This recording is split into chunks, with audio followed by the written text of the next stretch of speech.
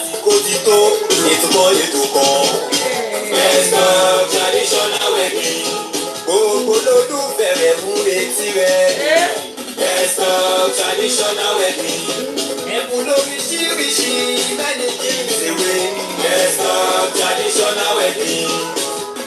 Kí lorúkọ ètò náà? Best of traditional wedding. Ètò ìgbéyàwó tó kọ́ni lọ́gbọ́n. Best of traditional wedding. Ṣé ti gbọ́? Ètò best of traditional wedding ló lọ lọ́wọ́. Kí lorúkọ ètò náà? Best of traditional wedding. Ètò ìgbéyàwó tó kọ́ni lọ́gbọ́n. Traditional wedding. Every Tuesday on Instagram. Every Tuesday on Facebook. 6 p.m. UK time. Every Tuesday on Facebook. Ètò ìgbéyàwó tó fún mi lóye. Best of traditional wedding. Ètò ìgbéyàwó tó fún mi lóye. Best of traditional weddings. Wow, ẹ káàbọ̀ sórí ètò yìí. Ẹ̀yin tèmi nílé lóko lẹ́yìn òdì, mo kára lé, mo kérò ọ̀nà, mo kọ́kùnrin, mo kóbìnrin, mo kọ́mọdé, bẹ́ẹ̀ ni mo kí àgbàlagbà wípé ẹ káàbọ̀ sórí ètò wa, ètò yín. Ètò kan náà tí mo wá mọ̀ sí ètò ìgbéyàwó. Let's talk traditional weddings and more with Bumi Meet the Royals. Mo kí wa pé a kú ọjọ́ mẹ́ta, ó péjọ́ mẹ́ta, ẹ ṣeun ẹ kú sùúrù mi, ẹ kú ìdúró dè wá, a dúpẹ́ torí pé a lọ àbọ̀mọ̀ jẹ́. To God be the glory. Sọ fún wa ní gbogbo ọ̀sẹ̀, Olúwabùnmi lèmi ń jẹ́, aya òṣìbẹ̀rù tí gbogbo ayé mọ̀ sí. Bumi Meet the Royals, alága ìdúró, alága ìjókòó, MC, event planner, gele artist, makeup artist with godly swagger. I want to appreciate you for all your support, for waiting for me, for being away for the past 3 weeks. We had to go and rest so that we can come back and serve you better. Thank you for all those that have joined me already. Ẹ ṣeun ṣeun gbogbo ẹ̀yin tẹ́tí darapọ̀ mọ́ wa. Ẹ ṣeun mo dúpẹ́. Àmọ́ kó tó di pé mo tẹ̀síwájú gẹ́gẹ́ bí ìṣe wa lórí ètò yìí. Pàápàá jùlọ tó tẹ̀síwá pọ́jọ́ mẹ́ta tí a ti wá ṣẹ̀rí pé ó yẹ ká júbà ọba kọ́dá ayé, ọba ṣẹ̀dá ọ̀run, ọba lánàá, ọba lénìí, ọba títí ayérayé kọrin kése. Ẹlẹ́bùrú ìkẹ́, ọba tuntun nípa tó kọ̀ tí ò pa ni tó ṣe pé òun ló ń pa ní mọ́. Ọba ṣèyí tó wò ó, aríbírabata, arabaribiti, ọlọ́run àná, ọlọ́run èní, ọba títí ayérayé. Mo dúpẹ́ lọ́wọ́ yín nítorí wípé ní ọ̀sẹ̀ mẹ́ta sẹ́yìn mo dágbére fáwọn olólùfẹ́ mi. Mo ní mò ń lọ kábọ̀, mo ní fara nísinmi. Mo dúpẹ́ pé wọn ò gbọ́rọ̀ mi síbi, mo dúpẹ́ pé èmi náà gbúrò wọn síbi. Mo dúpẹ́ pé àlàáfíà àti ayọ̀ tí mo fi wọ́n sí náà ni mo padà wá bá wọn láyọ̀ àti àlàáfíà. Bàbá, I don't take that for granted. Mo dúpẹ́ Olúwa ẹ gbọ́ pé kẹ́ gbà yín wá. I want to appreciate everyone again that has joined me. Àwọn tí wọ́n béèrè wa, àwọn tí wọ́n fi pè ránṣẹ́ sí àwọn mi ò gbọ́ nígbà tá a sọ pé à ń lọ kábọ̀ pé a máa wà off here for some time. Àwọn mi ò gbọ́. They sent us messages. Thank you for your care. Thank you for your love. Thank you for everything. We really appreciate you. Ẹ ṣeun. God bless you. A dúpẹ́ pé a tún ti wá padà dé. Elúyẹmí, Victor Lamari, Pocket Part. There's so many people already online. Thank you so much. I might not be able to. Hey, one day Olajide. Thank you to those on Facebook, on Instagram, and those that are on YouTube. Thank you for your love. I missed everybody. Oh, Koda. In fact, so while I was away, I was missing everybody. Thank you so much, everybody. A ò ní gbòpò lọlé olóró léni, a tún ti dé bá ṣe ń dé, a tún ti gbé gbàǹkan gbé ètò wa. Ẹ má gbàgbé, ẹ jọ̀ọ́, ẹ ṣe wá lóore, ẹ bá wa rán gbogbo àwọn èèyàn létí wípé ètò ìgbéyàwó ti bẹ̀rẹ̀ o.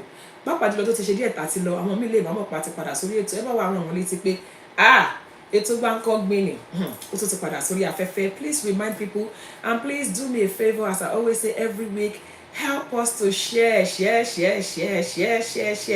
Click on the share button, ladies and gentlemen, and help us to share this show. We would really appreciate if you can please do that for us. That would be much appreciated. Also, I want to use this opportunity to appreciate all those that are supporting us. I want to ṣagbátẹrù ètò yìí. Kódà, even when we're not around, they were still messaging us and saying, ètò ìgbéyàwó, what else can we do to support? Pàápàá jùlọ, ilé-iṣẹ́ Chorus Jewels and Laces. ilé iṣẹ́ tó tún gbangba sùn lọ yẹ níbi tó ti ń taṣọ ìyàwó tìyá ìyàwó lẹ́fẹ́ ni tọmọ ìyàwó lẹ́fẹ́ ni aṣọ ìgbòyí lẹ́fẹ́ ni aṣọ ìgbàlódé aṣọ ìgbà wọn ni tí wọ́n pè ní aṣọ ìṣẹ̀ǹbáyé kó sì kọ́ tẹ fẹ́ kódà wọ́n tún ní ẹ̀ka ilé iṣẹ́ wọn kan tí wọ́n pè ní ready to wear by Chorus Dress and Laces ilé iṣẹ́ Chorus Dress and Laces ilé iṣẹ́ yóò ní jóná ọwọ́ yẹn á máa ròkè àjọṣe wa ò ní bàjẹ́ nígbà tí pé náà dúpẹ́ lọ́wọ́ iléeṣẹ́ Bisbam Global níbi tí wọ́n fi kalẹ̀ sí Èkó àwọn ni wọ́n naṣọ kété níbi look at this isn't this beautiful thank you so much Bisbam Global place in Ikeja Okpebi Lagos. They also have a part of their where they call it Ashoke and Fabric Place, Ashoke Lefen, anything. Bisbam Place ní kẹ́kàn sí. If you want the information, I can give one by Yín ṣe wàhálà Ashoke ẹ fẹ́ kó lọ sókè òkun ni ẹ fẹ́ lò ní Nàìjíríà ni they are ready to help you. Ẹ ṣeun ilé iṣẹ́ Bisbam Global níbi tí wọ́n tún ti ń pe ilé iṣẹ́ wọn míì ní Ashoke and Fabric Place. Thank you. Ẹ ra Ashoke yìí kó gbajúmọ̀ lọ́pọ̀lọpọ̀ ó mà fine o. Thank you so much. Mo tún fàṣẹ pé náà dúpẹ́ lọ́wọ́ iléeṣẹ́ Celebration International Magazine. Celebration International wọ́n fẹ́ràn wa tó bẹ́ẹ̀ gẹ́ tó jẹ́ wípé even when we are not at home they kept on putting the notice on their magazine to say that we are not on air. Thank you so much. Bí ẹ̀yin fẹ́ gbé ìkéde ayẹyẹ yín sórí magazine ẹ kàn sí iléeṣẹ́ Celebration International Magazine tí ẹ bá wá wọn tí ẹ bá rí wọn ẹ pè mí I will be there to give you their information. Thank you so much Lizelle Fabrics all the way from Dallas, Texas. Thank you very much First Rate Global for your support and unending support. Thank you to all these beautiful people. Cha. Àwọn èèyàn mi ti wà lórí ètò yay thank you so much ma Mọ́mí Ayọ̀délé Ògùns Yeti ID Wande Ọlájídé thank you so much ìyàwó bàbá tíá ìyàwó bàbá wọn jẹ́ ń gbádùn we miss you me too I miss everybody thank you for the love honestly mi lè ní kó dúpẹ́ lọ́wọ́ yín tán nítorí àkókò kó má dàbí pé a fi àkókò àǹtí Ẹniọlá gbéyọ o àǹtí Ẹniọlá alága thank you so much all the way from that God's own country Ireland thank you so much ẹ jọ̀ọ́ ẹ bá wa sọ fún gbogbo èèyàn pé tó ti bẹ̀rẹ̀ please those that are on Facebook I know I can see there are people on Facebook but because I can't see your comments I don't know who the person is. Please, if you're on Facebook, leave a comment. If you're on YouTube, leave a comment so that I can at least acknowledge you. Grandma, wow, yay, celebrity Alaja. In fact, Alaja's fan is more than mine. I don't know. Everybody just love Alaja. Thank you so much, everybody. God bless you. Alo abo moje o. Naija gangan ni Oduwa o. Thank you so much. I appreciate everybody. Láì bọ́pọ̀ lọ́lé olóró. Ẹ jẹ́ ká mú ètò tèmi, àkórí ètò tèmi, ẹ jẹ́ ká gbé wá sórí ètò. It's so important. I'm sure so many of us must have been hearing some trending things that's going on, but we won't go into that now. We will understand once I put this on. And as we discuss today, Ọlọ́run Olódùmarè á kọ́ wa mọ̀ ṣe gẹ́gẹ́ bí mo máa ń sọ lórí ètò yìí ní gbogbo ìgbà wípé èmi ò wá bí o láti wá sọ pé mi ni mo mọ̀ ṣe o Ọlọ́run kó ṣàgbà fún gbogbo wa ni àdúrà ni ẹ̀. Okay, Pebbles and Coco. People are joining you. God bless you. Okay, let's go.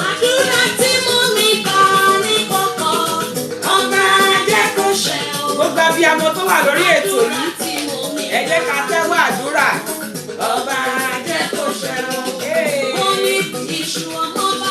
MC one event M1 event tó bá wọlé kó má má lé mi jáde. Okay now àdúrà tí mo ń gbà ní kọ̀kọ̀ ọba jẹ́ kó ṣẹ.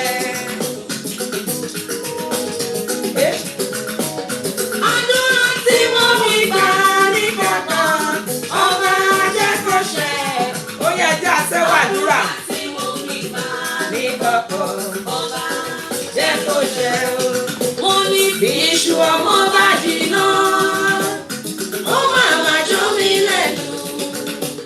Báyà ọmọ bá wọlé, àkọ́kọ́ wọlé, ó máa ma lé mi jáde.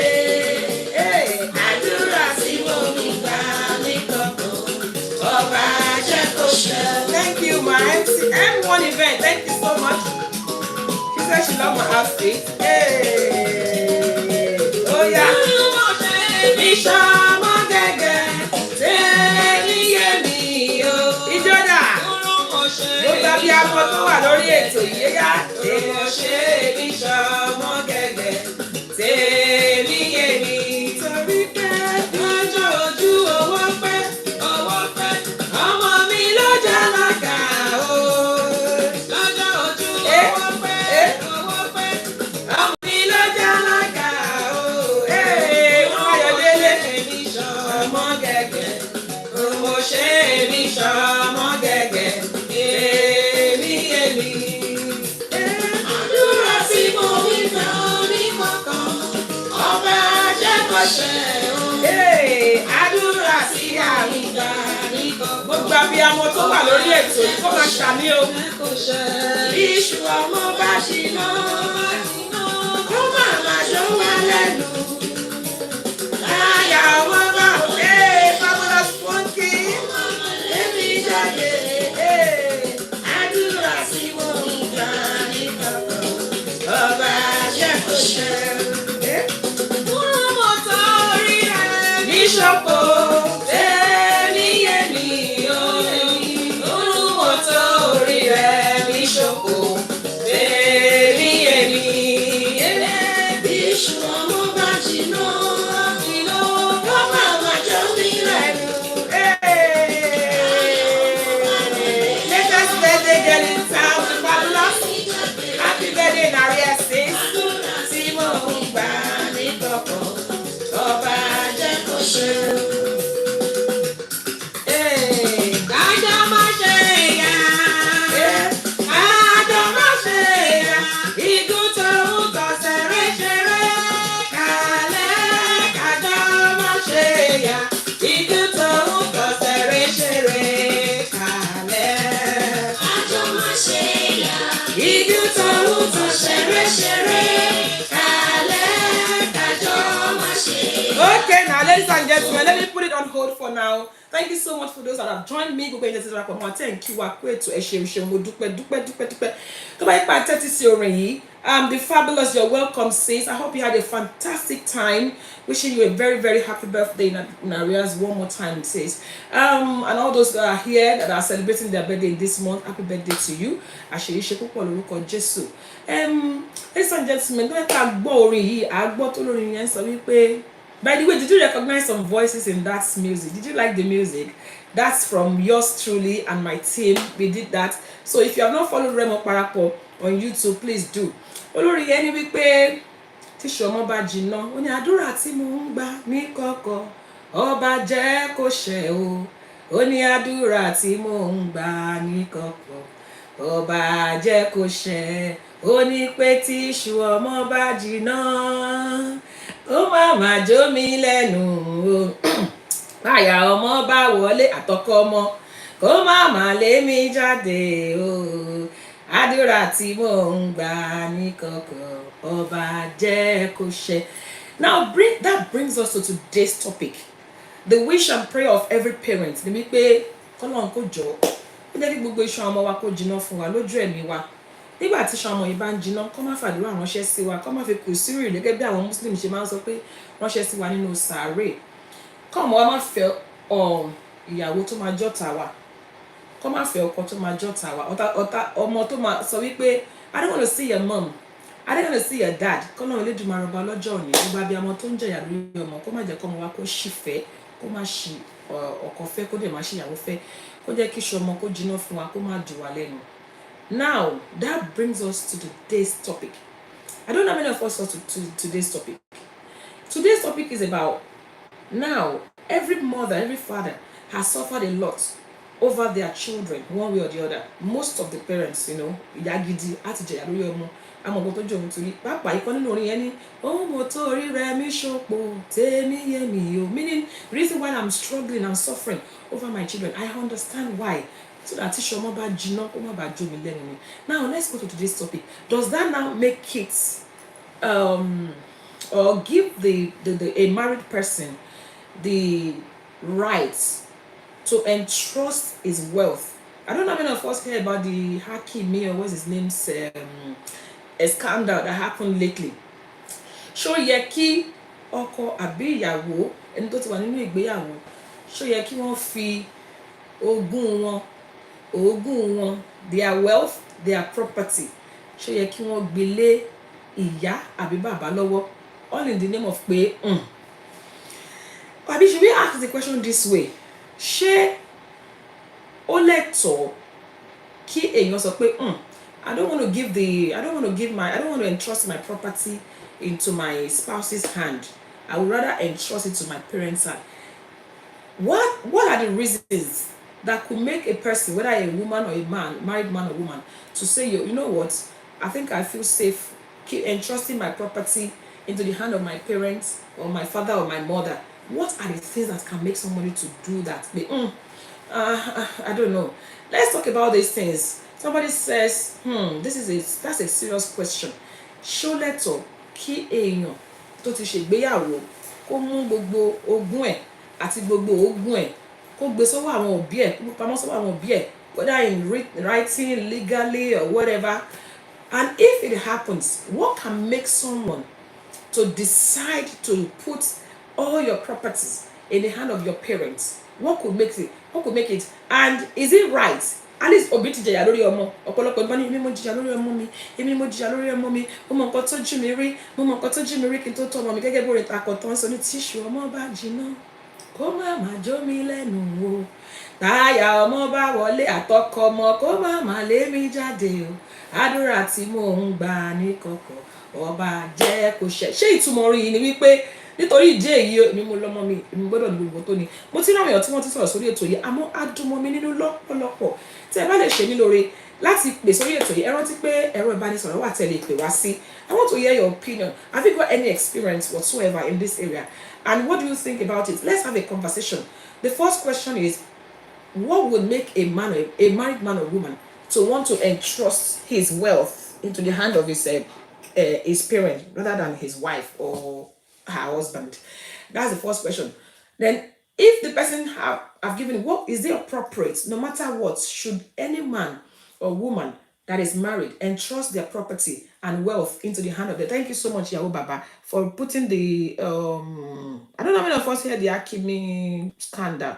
A lot of people were blaming him. Some are saying I don't blame him for entrusting all his property into the hand of his parents. Now look at this. People have been talking. People are saying a lot. People said fear of the unknown. And one day said some ladies these days are only for the material gains. Chai. What about some men? Is that particularly to ladies alone? Somebody said fear of the unknown. Yeah, Baba said fear of the unknown. Okay, when we talk about fear of the unknown, what are those unknown that could make a man and woman to be so afraid that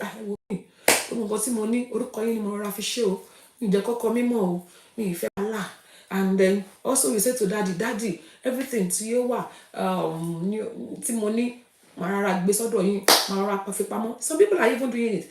They will even have properties that their husbands will not even be aware of, or the wife will not even be aware of. Somebody says life lessons ni olotu. Life lessons. What sort of lessons? One day also said some ladies these days are gold diggers. Wow. Since a lot of us, a lot is happening these days. A lot is happening these days. I would love to hear from you, ma. Lack of trust. Then Ayot Kara says, oh, so nice to have you on the show, sis. It's been a while. He says, is he expecting to die before his parents? That's another thing. That's another thing that we need to look out. So, okay, when you entrust everything to the hand of your parents, what happens if the parents now come? We'll talk about that later. Please, ladies and gentlemen, remember that you can actually Yeti ID says lack of trust. Yeah, till death do one apart. It's no more. It's no more. Any little wahala between husband and wife. Oh yeah, we go divorce and then share everything 50-50. That's why people are now saying, yet Eluyemi says, ladies of nowadays married for money. Chai. I notice a lot of people are focusing on ladies. What about men? Ṣóbìnrin nìkan ló ń ṣerú ẹ̀ ni? What about men? And this topic that we are talking about today is causing a lot of troubles. Now, let's take the question one after the other. A lot of people have responded to the first question. Number one, so if I get what everybody is saying here tonight, we are saying we pay, well, people do it for reasons like lack of trust, for the fact that nowadays people, any little thing, any little misunderstanding, if there's a divorce, the first thing you will hear people saying is 50-50. People are saying nowadays people marry for money. Ẹ jọ̀ọ́, ṣé ẹnìkan wá sọ kankan wọ́n ní ipe ṣé èèyàn tó bá gbé gbogbo nǹkan lé ìyá àti bàbá lọ́wọ́ ṣé ó expect wípé kí wọ́n kóun ṣíwájú wọn lọ ni? Because if you entrust your stuff into the hand of your parents, what happens if they go before you? Now, ladies and gentlemen, I really want us to balance this conversation. People said lack of trust. Lack of trust. So why are we in a relationship if we cannot trust each other? Lack of trust. Thank you so much, Fabulous Finke. She said, if you can stay married with someone, you don't trust. If you can stay married with someone you don't trust enough to leave your wealth. To leave your wealth there is a serious problem with that relationship. I think what she's trying to say is, if you're married to someone and then you don't trust them, already there's problem in the marriage. Thank you so much, Resource Alaga, for joining us. She says, well done, sis. For those that are just joining us on this show, kí là ń sọ lọ́wọ́? À ń sọ nípa wípé ṣó lẹ́tọ̀ọ́ kí lọ́kọláya ọkọ àti ìyàwó tí wọ́n fẹ́ra wọn níṣu lọ́kà tí wọ́n jọ ń gbélé, ṣó lẹ́tọ̀ọ́ kí wọ́n máa fi àwọn ohun ìní tí wọ́n bá ní pamọ́ fúnra wọn? Number one, that's the number one question. Number two question is, why are people doing that? If people are doing it, why? Number three is, some we even entrust, like their will, the legal document to their property and wealth, they will entrust it into the hand of their parents. Is it supposed to be like that? Why are people doing that? One day they said, Olotu is both ways. Some men are also gold diggers. Yes, you can say that again. But why stay married to somebody who's a gold digger? Ayotikara says, if the past doesn't trust that partner, why not have their wealth to their children? Well, that's another thing. We can say that maybe if you're not sure, why not have it to their children? But remember that it is not every spouse that have children. What about in a situation where there are no children? What can somebody do? Let's talk about what are the things that someone can do in a marriage that can make you to lose so much trust in that spouse to the point of hiding all your wealth and property from that spouse. Let's talk about that. Kí ni nǹkan téèyàn lè ṣe tó lè fà tó fi di wípé gbogbo nǹkan tí mo bá ṣe mi ò ní jẹ́ kó mọ̀ sí torí pé kí ni mi ò trust ẹ. Let's talk about that. What are the things that someone can do in a relationship that can make people, the spouse to say, mi ò trust lágbájá yìí, mi ò trust rárá, I can't,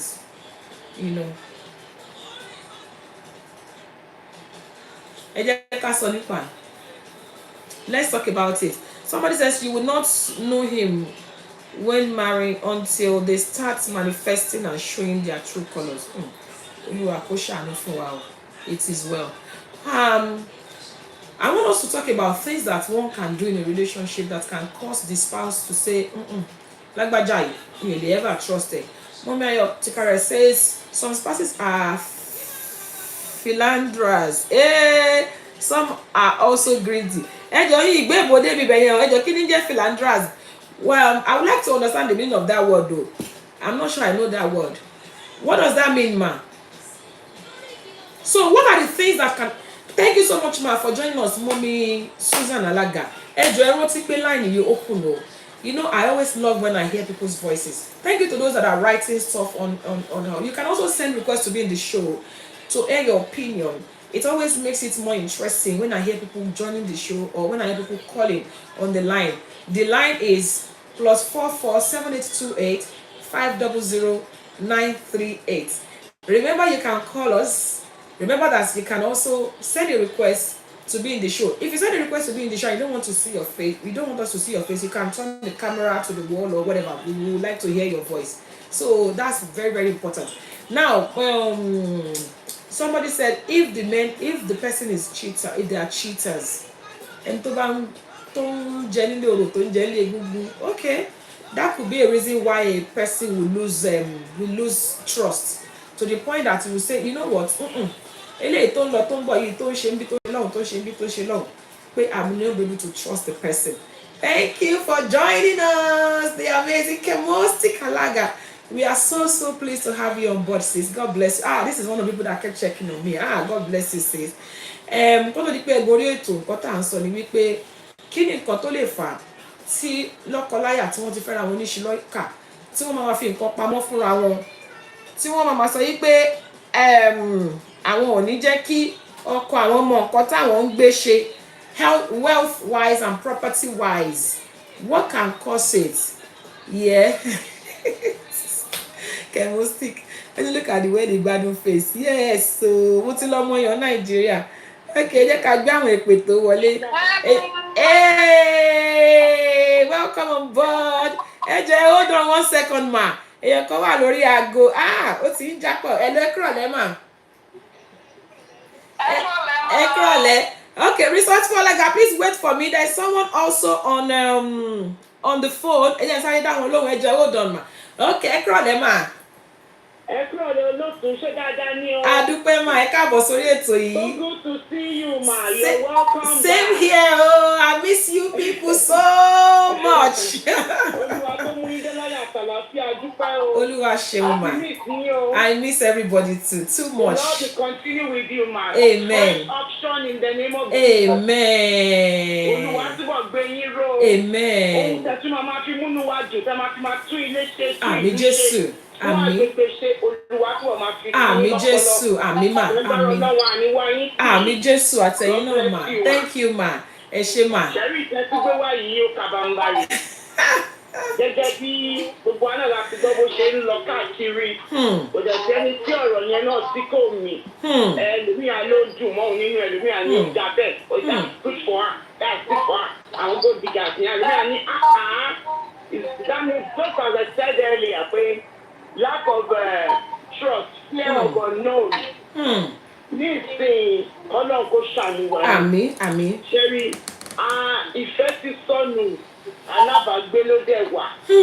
Ní tó ṣẹ̀ṣẹ̀ ń ṣẹlẹ̀ láàárín àwọn ìfẹ́ àtijọ́ tí àwọn òbí wa ní díẹ̀ ló yìí wà ní ìsìn láàárín lọ́kọ-láya. Kókó tí wọ́n ní ibi àti kékeré láti máa ń pẹ̀kẹ́ àrókò tó bá dàgbà tán ó máa ń pẹ̀kẹ́ ẹ̀.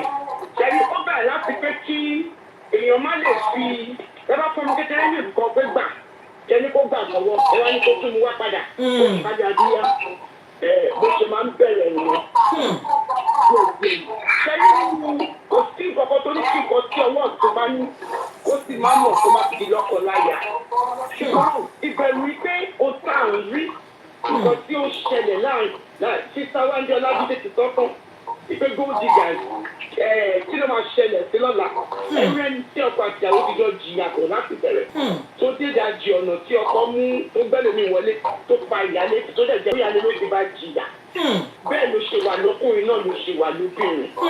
Ẹ ṣeun ẹ ṣe mà. alẹ́ tó lọ kọ́ létí létí òsì ẹ̀jẹ̀ kí àwọn kọ̀ọ̀kan mọ̀ àyàwó tó kọ́ létí òsì ẹ̀kọ́kọ́ mọ̀ tó gbogbo àwọn nǹkan báyìí tí àwọn ọmọ kékeré náà fi fèsì kọ́ bẹ́ẹ̀ni wọ́n fèsì ọmọdé mélòó ni a ti ní ìpòtòlùkọ́ lẹ́sàn gbogbo bá tí wọ́n ti fojú rí wọ́n ti fèsì kọ́ ló jẹ́ kí wọ́n máa ṣe bẹ́ẹ̀. Ẹ ṣe mà. gẹ́gẹ́ máa ti sọ pé látọ̀ọ̀fẹ́ trust ìgbéyàwó sí ìfẹ́ bá wà bí ẹ̀jẹ̀ trust ara ní ó ní sí kankan pamọ́ fún ìyàwó ìyálé kò ní ìrà ní orúkọ ìyá àbórúkọ bàbá ẹ̀ àti kan ní pé tó ti rò pé òun fẹ́ kú kó tó di pé kíní ni ó ti jẹ gbogbo ogún ẹ̀ sílẹ̀ fún a ní nǹkan tó ti rí ó tó di pé ó ṣe lú ìwà bẹ́yẹn. Ẹ ṣe mà. Thank you ma. Kákan máa gbàdúrà fáwọn ọmọ wa pé wọn ò lè bọ́ sí ọwọ́ alágbèjà. Àmì Jésù. Àmì Jésù. Àmì. Àwọn náà tẹ̀lé àní ṣe fẹ́lẹ̀ mi. Àmì Jésù. Àmì. Àmì ẹ ṣé gan ni mà. Àmì tó pé báyìí ló ṣe rí. Àmì tó pé ṣe rí. Wọ́n wá gbọ́n àwọn èèyàn oníkálukú náà fi àdúrà sí ìgbéyàwó ẹ̀ náà. Wọ́n máa ṣe máa rí Ọlọ́run ló mọ̀. Wọ́n kọ̀ dára kan lójú pé rere la kọ sílẹ̀ fún wa. Àmì Jésù. Ọlọ́run wà pẹ̀lú gbogbo. Àmì mà. Thank you so much ma. God bless you ma. Ẹ ṣé ma. Thank you Yahoo Baba. God bless you ma. We appreciate you so much. God bless you ma. Ẹ má bye ma bye. Ẹ má bínú sister mi ẹ jẹ́ bá wa dárúkọ yín fáwọn èèyàn. I'm so sorry. Thank you for your patience. Ẹ bá wa dárúkọ yín fáwọn èèyàn. Káwọn èèyàn rí fine face. Hey, no filter. Ẹ bá wa dárúkọ yín fáwọn èèyàn. Ẹ ká.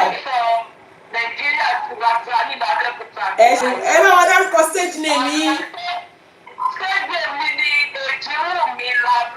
Yes o. Ẹ káàbọ̀. Thank you sis. Ẹ ṣeun, ẹ ṣeun. Ẹ ṣé gan ni. Ẹ bá wa dá sétò yìí. Okay ma, mọ̀ pé mo bá yín lẹ́nu ẹ̀ ni. Bẹ́ẹ̀ni.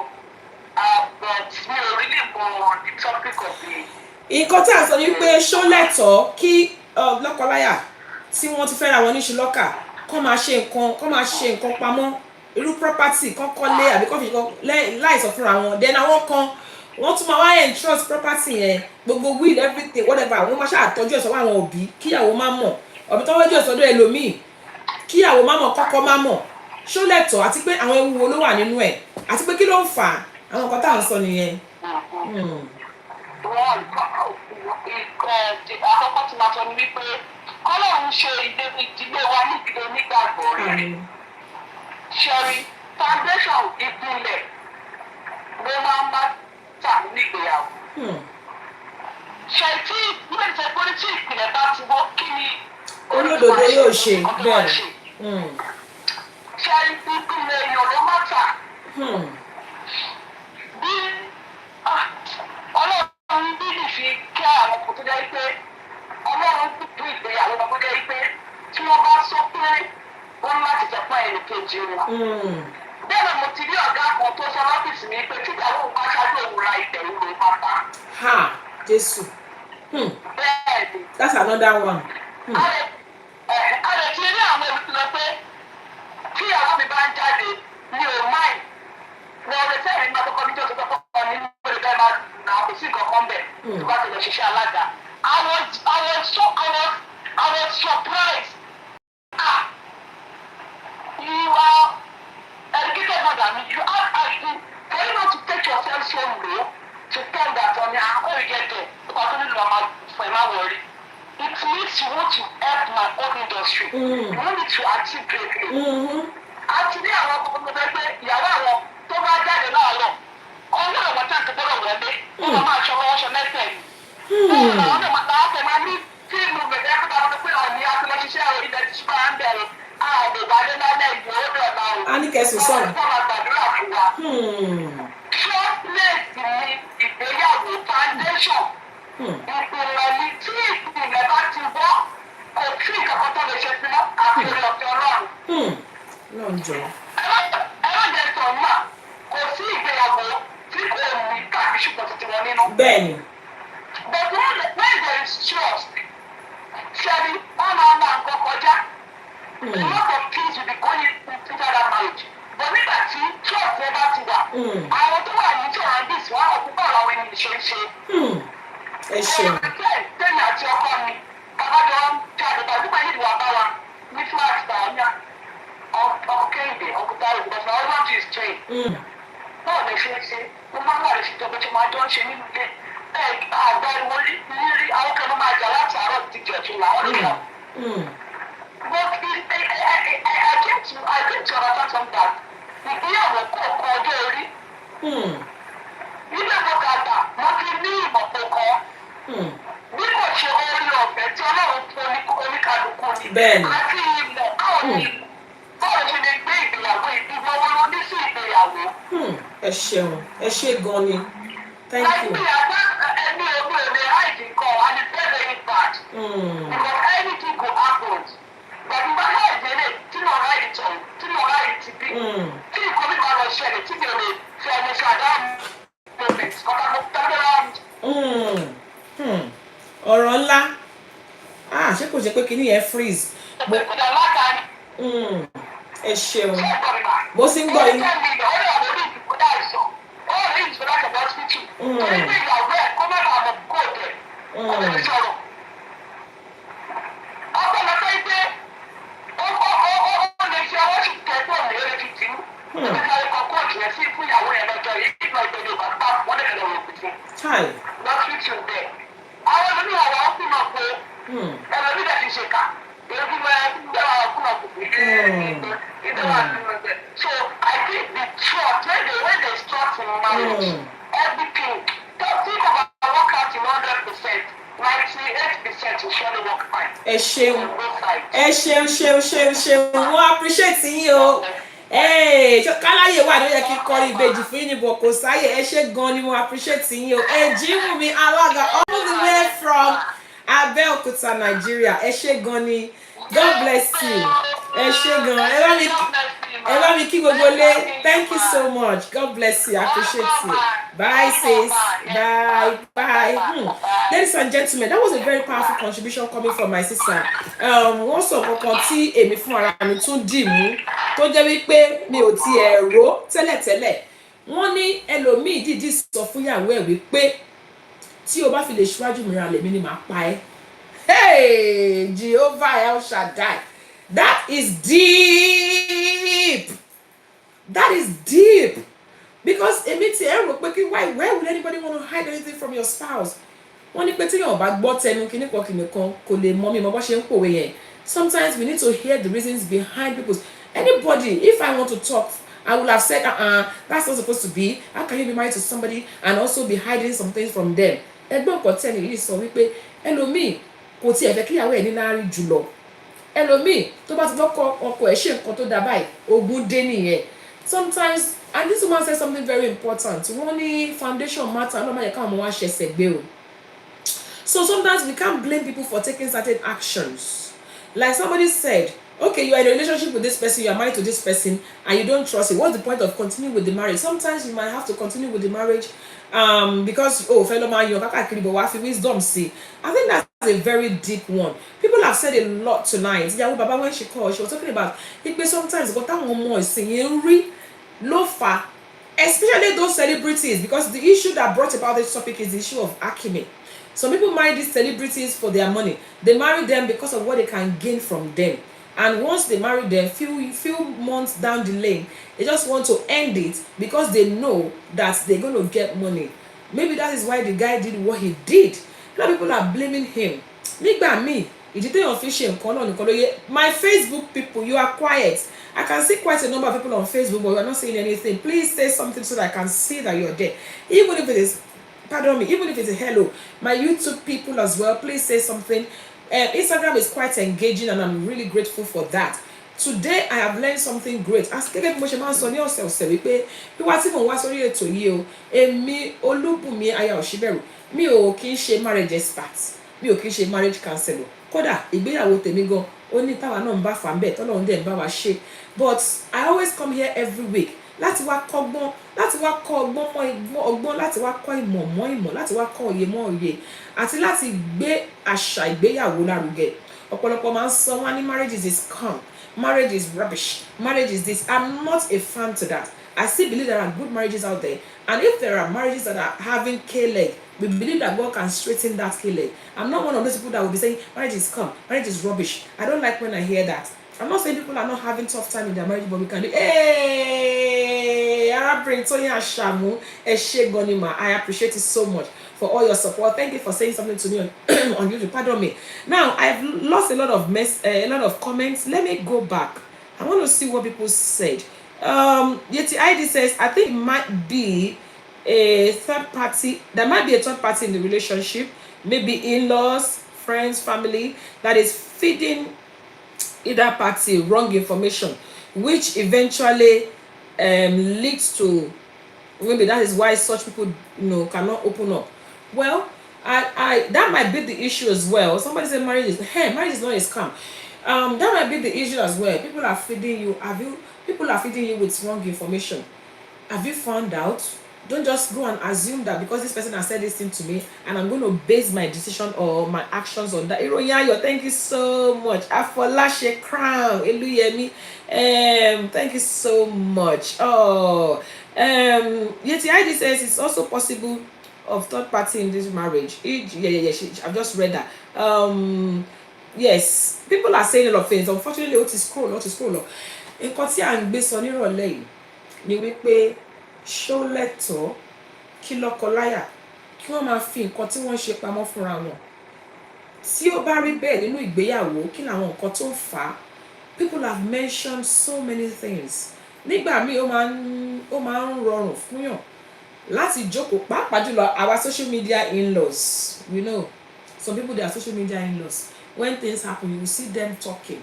They will be helping you to plan your home, plan your marriage, what you should have done, what you shouldn't have done, why would she do that? Why would she shouldn't have done that? She should have done this, she should have done that. We have a lot of social media judges that will be judging you, telling you how to run your home, telling you how to run your family, without necessarily knowing deep down the reason behind anybody's action.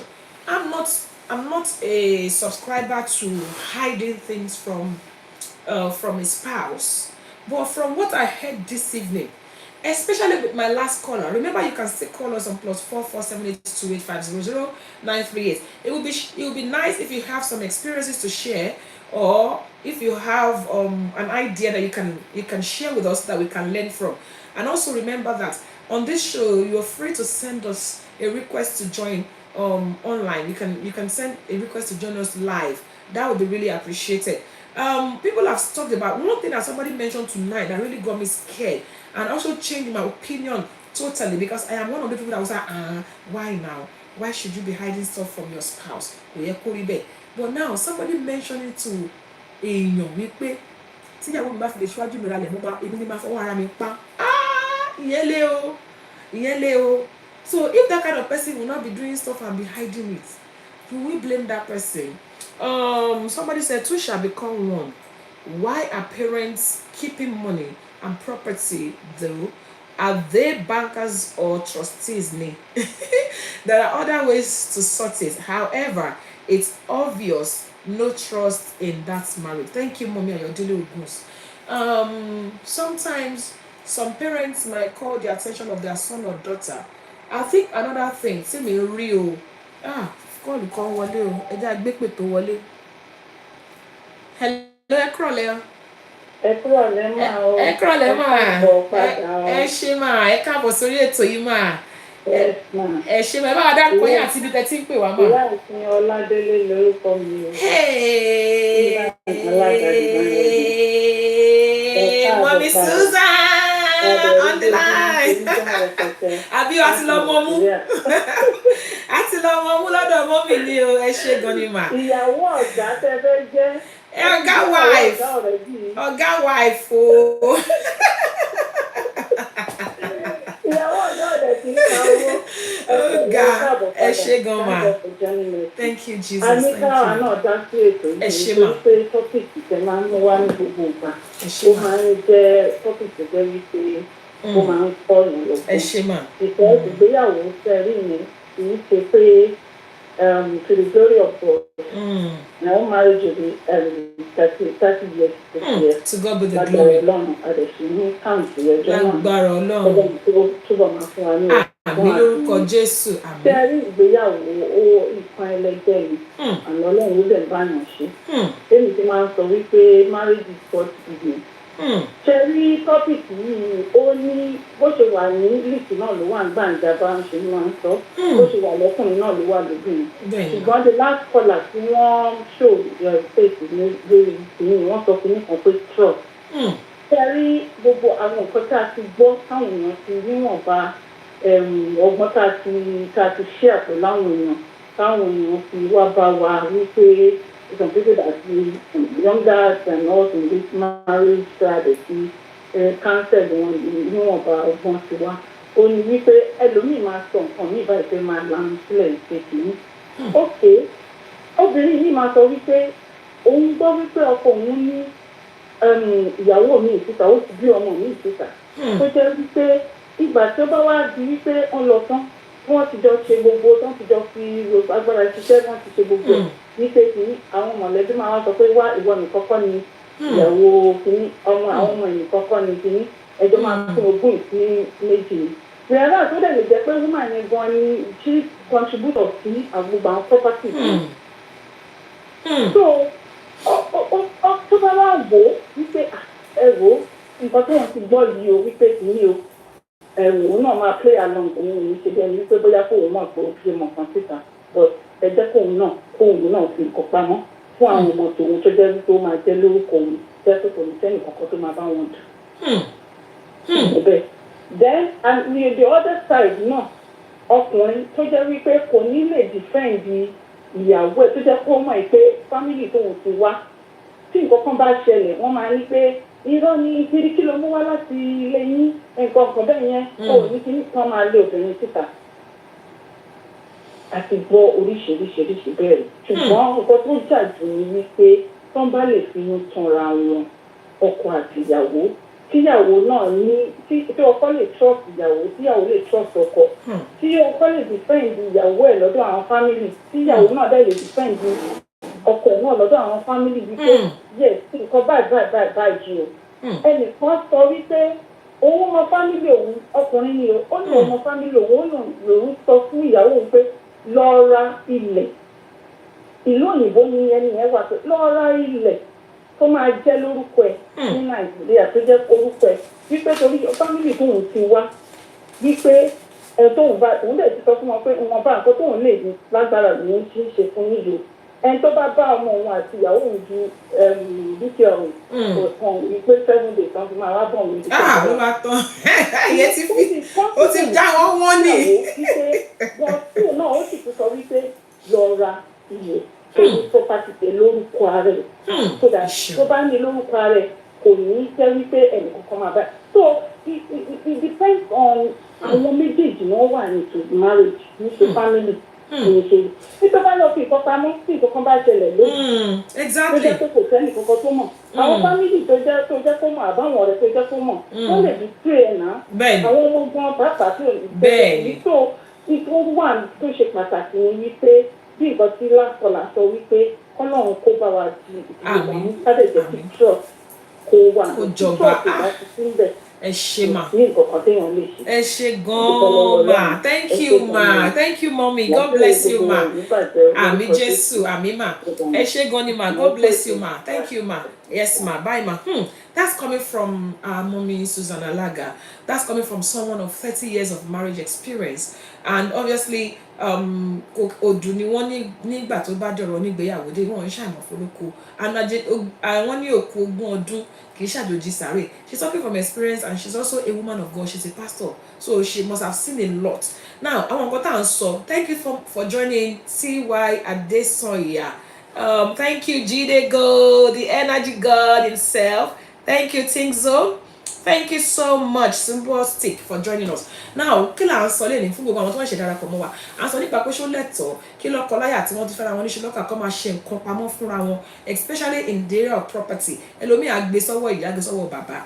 Ẹlòmíì wọ́n ní kí ló lè fà á? What can make someone to do that? People say they shouldn't be, but some people, from all the callers that I've received tonight, it shows that some people have good reasons for doing it. Somebody said one of the reasons that people do it is because òun ti fẹ́ tí àwọn gbọ́ báyìí tí ọkọ sọ fún ìyàwó ẹ̀ pé tó bá fi lè ṣáájú mi ra lèmi ni màá pa ẹ́. You know, imagine that is scary. From what mommy has also said now, also it could be maybe because the person sees the family as a threat. But well, let me just go and be doing it separately, because wait mo ṣe ń wà àwọn ẹbí ọkọ mi àbẹ̀bí ìyàwó mi yìí wọn ò máa ní jẹ́ kí n gbélé ayé tí God forbid if anything happens, I would rather do my own separate or do it without them knowing. Now, also the dangers in doing things without letting your spouse know. Let's talk about that as well. Mommy mentioned it. What if anything happens to you? And to fi nǹkan pamọ́ fún tó dẹ̀ jẹ́ kó wà wẹ́ pẹ́ ọkọ ẹ̀ ò mọ̀ ìyàwó ẹ̀ ò mọ̀ ẹbí ẹ̀ ò mọ̀.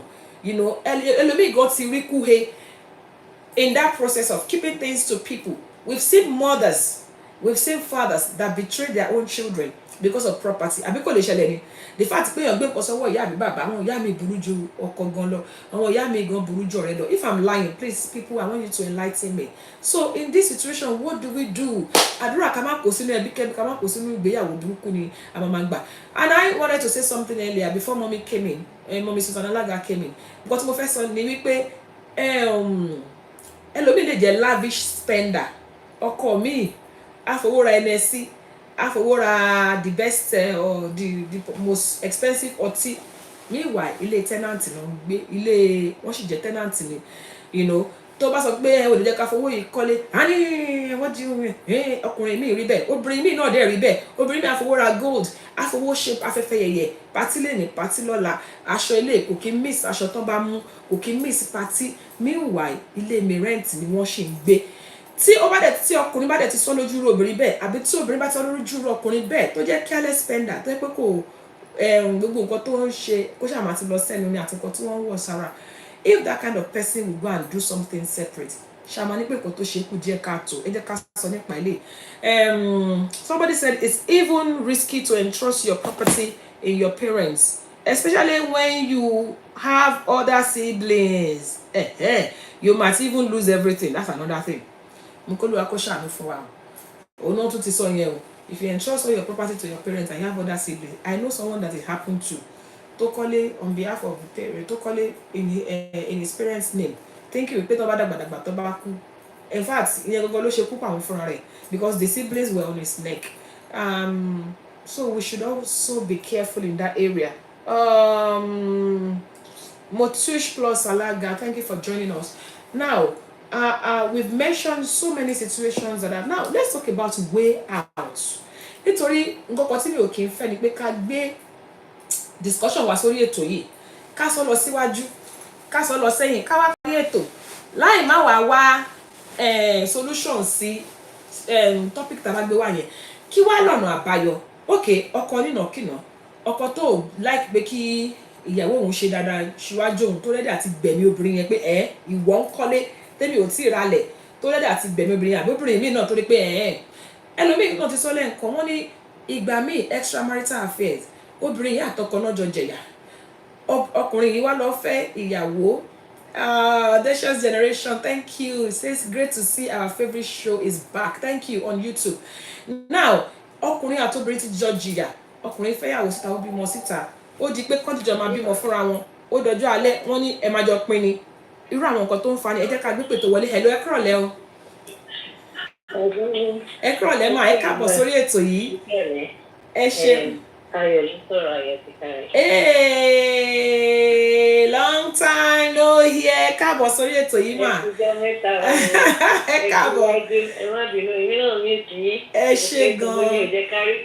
I know Ọlọ́run á fi gbogbo alọ́kàn balẹ̀ lórúkọ Jésù.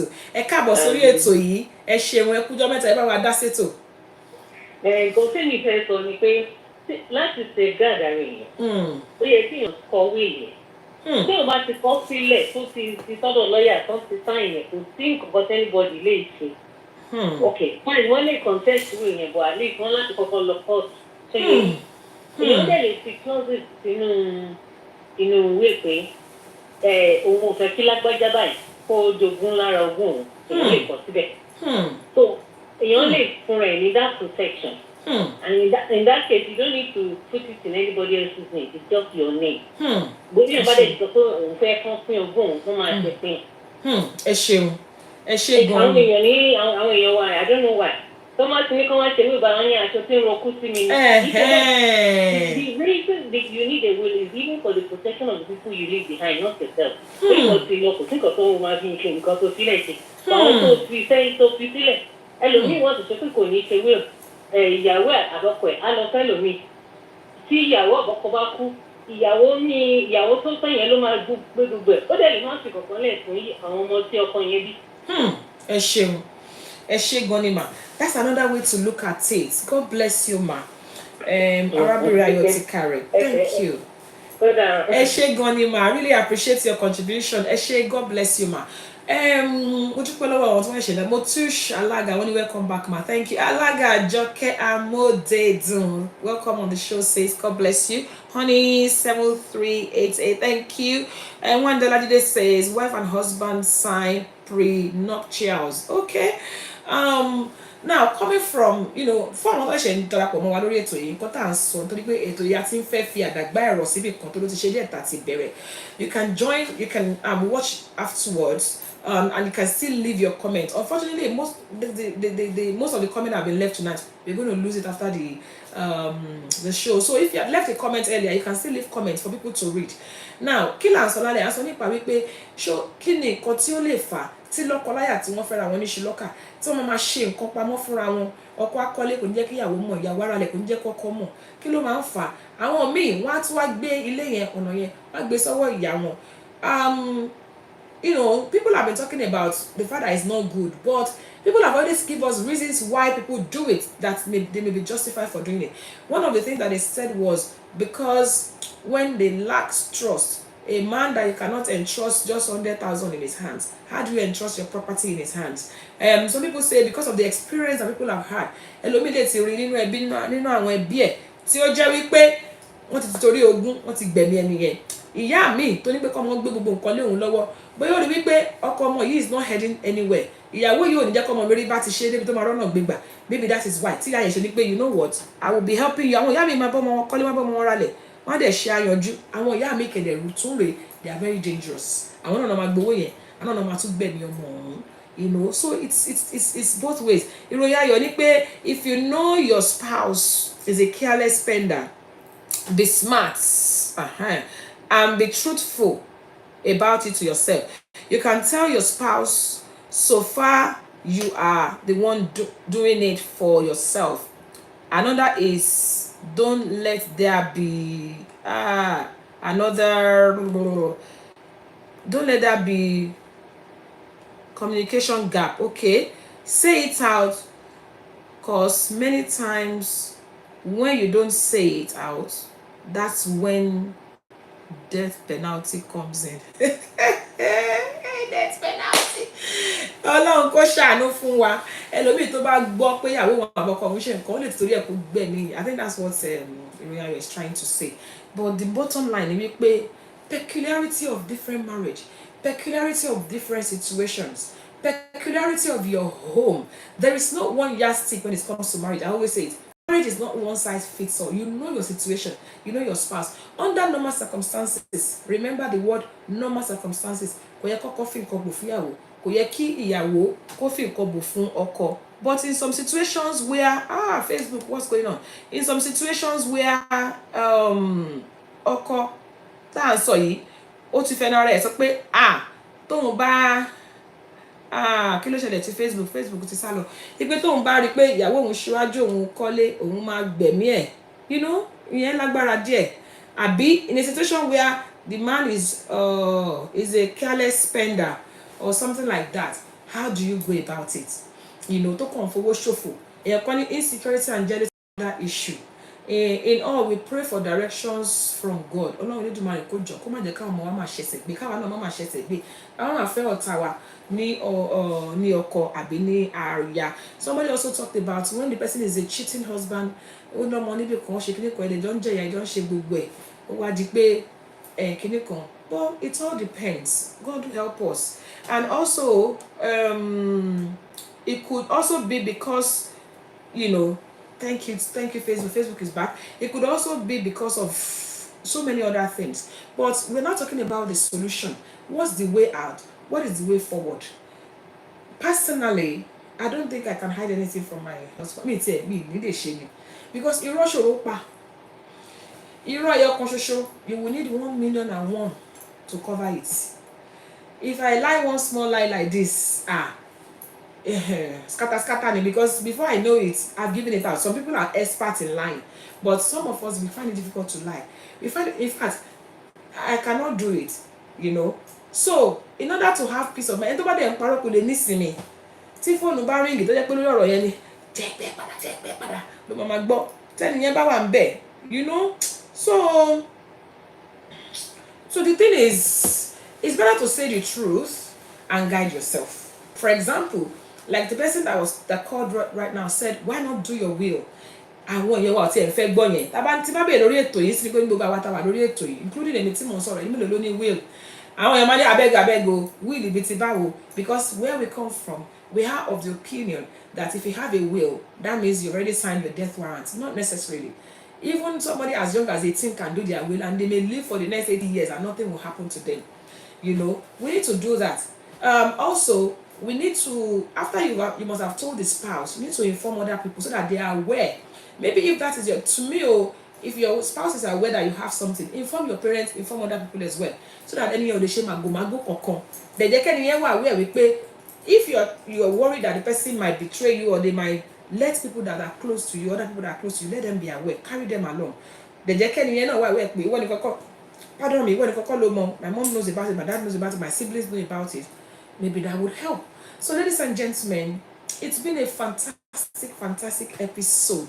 Eto Igbeyawo ó padà wá ó dàbí àgbò tó fẹ́ yẹn ẹni tó lọ máa gbára wa. Mi ò lè dúpẹ́ tán lọ́wọ́ gbogbo àwọn tí wọ́n darapọ̀ mọ́ ètò yìí. Like ìyàwó bàbá sọ ordinary insurance is difficult for some people to do. I know.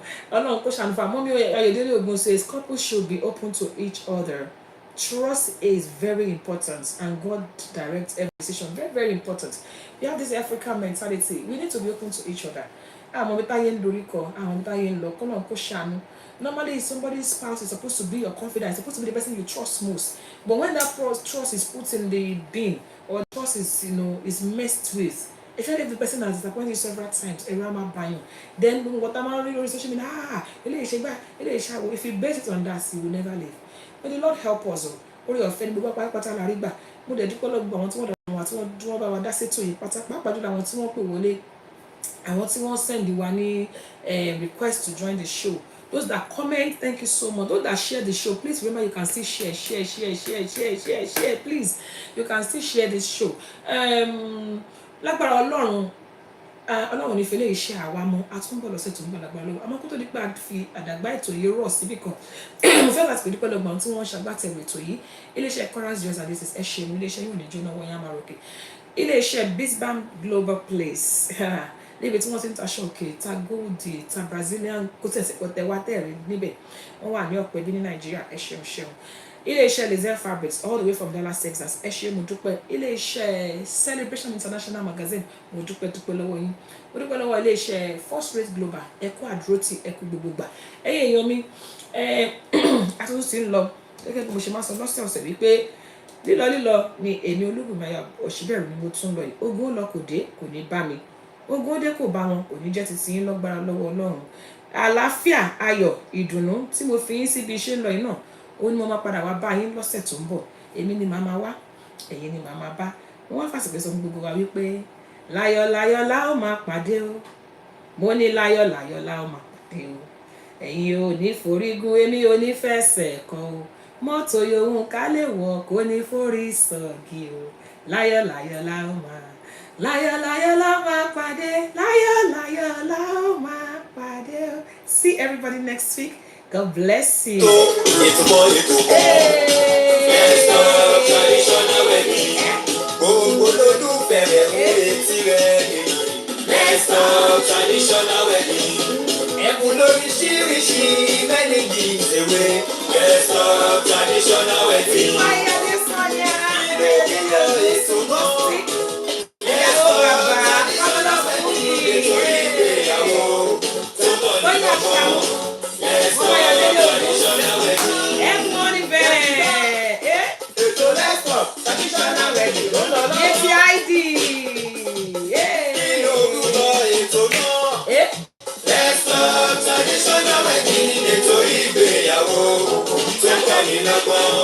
Let's talk traditional wedding.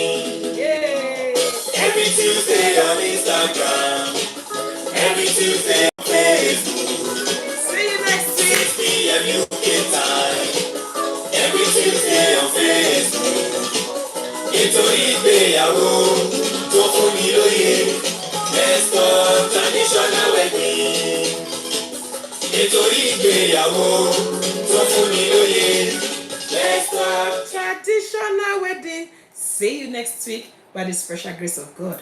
Bye. God bless you.